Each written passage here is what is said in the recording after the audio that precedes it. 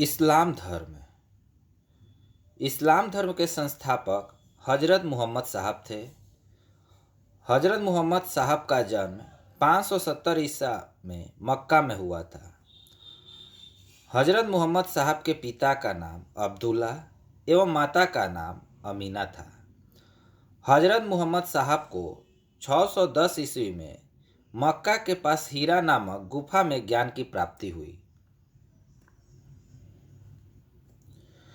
24 सितंबर 622 ईस्वी को पैगंबर के मक्कों से मदीना की यात्रा इस्लाम जगत में मुस्लिम संवत यानी हिजरी संवत के नाम से भी जाना जाता है।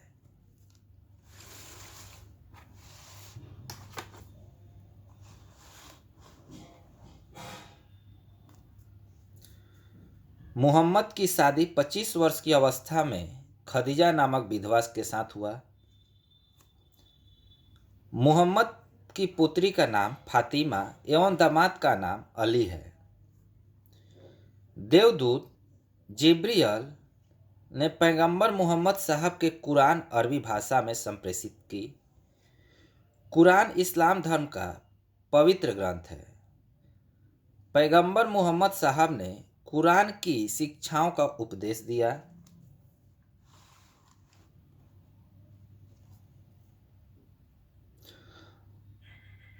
हजरत मोहम्मद साहब की मृत्यु 8 जून 632 ईस्वी को हुई। इन्हें मदीना में दफनाया गया। मोहम्मद साहब की मृत्यु के बाद इस्लाम सुन्नी तथा शिया नामक दो पंथों में विभाजित हो गया।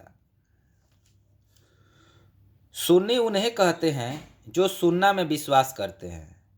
सुन्ना पैगंबर मोहम्मद साहब के कथनों तथा कार्यों का विवरण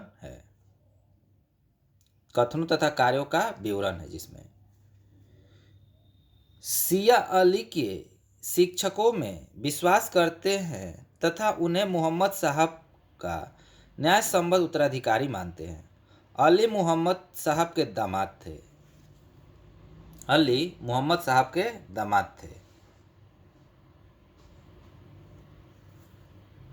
अली की सन 661 ईस्वी में हत्या कर दी गई। अली के पुत्र हुसैन की हत्या 600 ईस्वी में कंबाला यानी इराक नामक स्थान पर कर दी गई। इन दोनों हत्या ने शिया को निश्चित मत का रूप दे दिया। पैगंबर मोहम्मद साहब के उत्तराधिकारी खलीफा कहलाए। इस्लाम जगत में खलीफा पद 1924 ईस्वी तक रहा।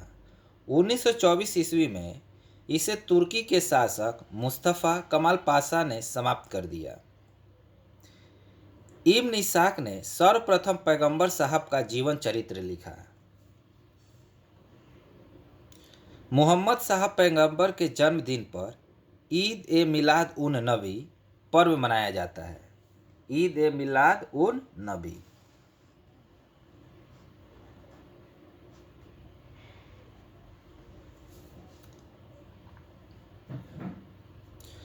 भारत में सर्वप्रथम इस्लाम का आगमन अरबों के जरिए हुआ।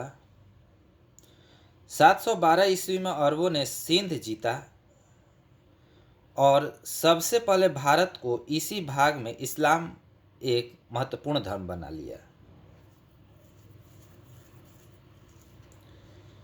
नोट: नमाज के दौरान मुसलमान मक्का की तरफ मुंह करके खड़े होते हैं।